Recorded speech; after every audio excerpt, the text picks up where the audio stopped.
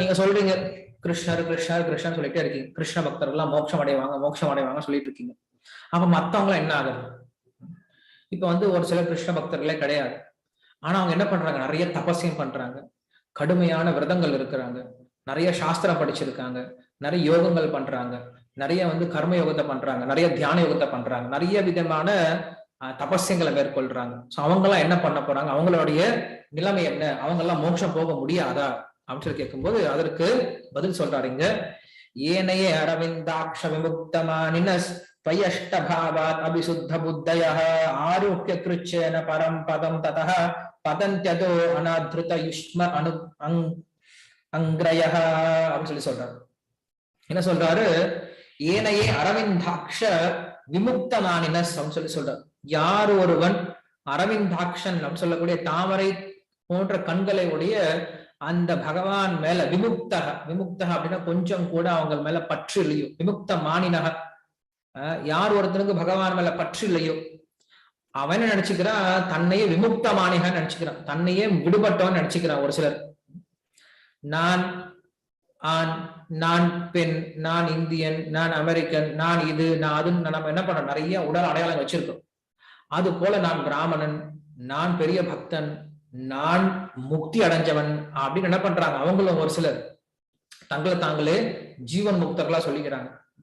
So அப்படிப்பட்ட ஒரு ஜீவன் முக்தன் அப்படின்னு சொல்லிக்கிறதே ஒரு முட்டாள்தனமான விஷயம். நான் முக்தி அடைஞ்சிட்டேன்னு சொல்லிக்கிட்டாவே அவன் இன்னும் முக்தி அடையல அப்படின்னு அர்த்தம்.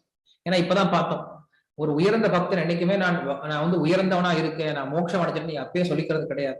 சோ யார் ஒருத்தன் தன்னைத்தானே முட்டாள்தனமா நான் மோட்சம் அடைஞ்சிட்டேன், எனக்கு பக்தி எல்லாம் தேவையில்லை, நான் ரொம்ப உயர்ந்த நிலைமையில் இருக்கேன், நான் நிறைய தபஸ்யம் பண்றேன், நிறைய யஜ்யம் பண்றேன், நிறைய தானம் பண்றேன், நிறைய தவம் பண்றேன் அப்படின்னு நினைச்சிட்டு இருக்கானோ அவன் உண்மையில உயர்ந்த ஸ்தானத்துக்கு போறதே கிடையாது.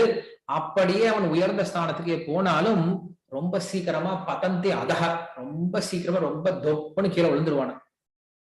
நம்ம இந்த உதாரணத்தை ராவணன் கிட்டே பார்க்க முடியும். ராவணன் என்ன பண்றான் அப்படின்னா எல்லா விதமான தர்மத்தையும் நல்லா கடைபிடிக்கிறான்.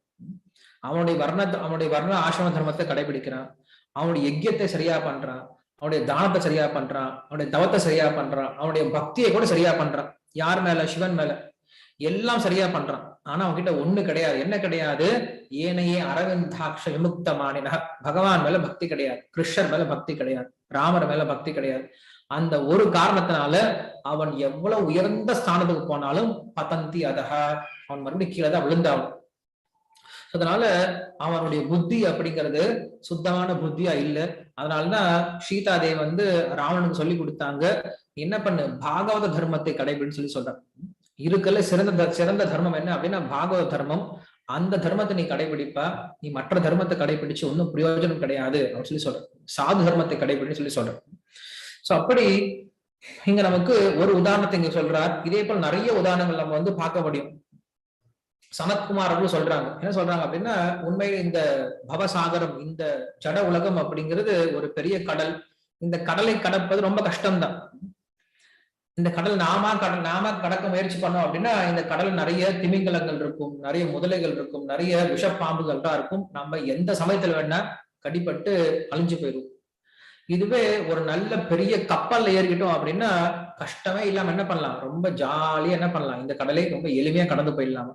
அது போல நாம ரொம்ப கஷ்டப்பட்டு இந்த உலகத்தை கடந்து போகணும், இந்த சம்சாரத்தை கடந்து போகணும் அப்படின்னு நினைச்சோம் அப்படின்னா நாம் எவ்வளவு கஷ்டப்படுவோம் அப்படின்னு நமக்கே தெரியாது. எந்த சமயத்துல நம்ம கீழே விழுந்துருவோம் அப்படின்னு நமக்கு தெரியாது. ஆனா எப்ப ஒருவன் பகவானுடைய தஞ்சத்தை எடுத்துக்கிறானோ, ஒரு பக்தனுடைய சங்கத்தை எடுத்துக்கிட்டு பக்தி அப்படின்ற கப்பல் ஏறி உட்காந்துக்கிட்டானோ அவன் என்ன பண்றான், ரொம்ப எளிமையா இந்த சாகரத்தை ரொம்ப கடந்து போறான். பக்தி அதாவது சுசுகம் கர்த்தும் அபயம் சொல்லி கிருஷ்ணரே சொல்றார். இந்த பக்தி வழிமுறை அப்படிங்கிறது ரொம்ப எளிமையாக ரொம்ப இன்பகரமாக செய்யக்கூடியது அப்படின்னு சொல்லி சொல்றான். சோ அதனால இந்த வழிமுறையை விட்டுட்டு வேற எந்த வழிமுறை எந்த முட்டால் எடுத்துப்பான். அதனால இந்த வழிமுறை அப்படிங்கிறது ரொம்ப எளிமையானது, உறுதியான நமக்கு தீர்வு கொடுக்கக்கூடியது, உறுதியான பலன் கொடுக்கக்கூடியது. அதனால இந்த கிருஷ்ண பக்தி அப்படிங்கிறதுனா ரொம்ப உயர்ந்த விஷயம் சொல்லி சொல்றேன். ஏன்னா கிருஷ்ணர் சொல்றாரு பக்தியாமாம் அபிஜானாதி அப்படின்னு சொல்லி சொல்றாரு. அதே பக்தியாகம் ஏகையா கிரகீத்தையா அப்படின்னு சொல்லிட்டு பாகவதம் சொல்லுது. இப்படியாக பகவானுடைய கருணை இல்லாம நாம் பகவானை அடைவது அப்படிங்கிறது சாத்தியமே கிடையாது. நம்முடைய சொந்த முயற்சியினால பகவான் அடைய முடியாது. நாம் என்ன நினைச்சிட்டு இருக்கலாம், நான் பெரிய பக்தர்கள், நான் மோட்சம் அடைஞ்சிட்டேன், நான் முக்தி அடைஞ்சிட்டேன்னு சொல்லிட்டு இருக்கலாம். சொல்லிட்டு அதுக்கப்புறம் இட்லிக்கு சட்னி இல்லை, அப்புறம் சரியா சாம்பார்ல உப்பு இல்லைன்னு சொல்லி சண்டை போட்டுட்டு இருக்கோம் இல்லையா? இன்னைக்கு அப்படிதான் இருக்காங்க நிறைய பேர். ஸோ பெரிய பெரிய பக்தர்கள், பெரிய பெரிய சன்னியாசிகள், இல்ல பெரிய பெரிய மோட்சம் ஞானிகள் சொல்லிட்டு இருக்கவங்க என்ன பண்ணுவாங்க அப்படின்னா சின்ன சின்ன விஷயத்துல சண்டை போட்டுட்டு இருப்பாங்க. ஸோ அப்படி கிடையாது. இதே போல ஸ்ரீல பிரபுபாதர் ரொம்ப அழகா சொல்லுவார், இன்னைக்கு நிறைய பேர் என்ன பண்றாங்க அப்படின்னா சன்னியாசம் எடுத்துக்கிட்டு நாங்கெல்லாம் வந்து மோட்சம் அடைஞ்சிட்டோம், நாங்களாம் ஞானிகள் அப்படின்னு சொல்லிட்டு இருக்காங்க. ஆனா என்ன பண்றாங்க, திடீர்னு பார்த்தோம் அப்படின்னா அவங்க ஸ்கூல் ஓபன் பண்றது, காலேஜ் ஓபன் பண்றது, ஹாஸ்பிட்டல் ஓபன் பண்றது, இதெல்லாம் தேவையே இல்லாத விஷயம் இல்லையா? எப்ப ஒருத்தன் வந்து ஆத்மா தளத்துக்கு போயிட்டானோ என்ன பண்ண மாட்டான், மறுபடியும் கீழே வரமாட்டான், மறுபடியும் உடல் சார்ந்த விஷயத்துக்கு வரமாட்டான். அவன் ஆத்மாவை எப்படி உத்தாரணம் பண்ணா யோசிப்பானே தவிர மறுபடியும் அவன் என்ன பண்ண மாட்டான், இந்த உடம்பை எப்படி பாதுகாக்கணும் அப்படின்னு யோசிக்க மாட்டான். நீங்க நம்ம நிறைய ஆன்மீக இயக்கங்களை பாக்குறோம்.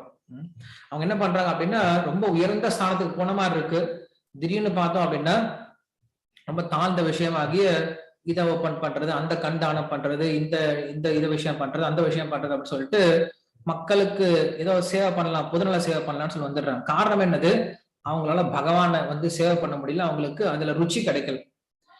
ருச்சியே இல்லாம எத்தனை நாள் தான் நம்மளும் ஆன்மீகவாதிகளா போர்வையில, ஆன்மீக போர்வையில வந்து நம்மளும் ஏமாத்திட்டு இருக்க முடியும்? ஸோ அப்ப என்ன பண்றாங்க, அவங்க கீழே வந்து மக்களுக்கு சேவை பண்றேன், ஏன்னா அவனுக்கு பகவானுடைய சேவை கிடைக்கல, பகவான் கிட்ட அவனுக்கு அந்த ருச்சி அப்படிங்கிறது கிடைக்கல. அப்ப என்ன பண்ணுவாங்க, அவங்க இந்த உலகத்துக்கு வந்து பேருக்காக புகழுக்காக பல்வேறு விதமான நலத்திட்டங்களை பண்ணிட்டு இருப்பாங்க. ஸோ அப்படிப்பட்டவங்க தான் இங்க கிருஷ்ணர் சொல்றார், இந்த தேவர்கள் சொல்றாங்க.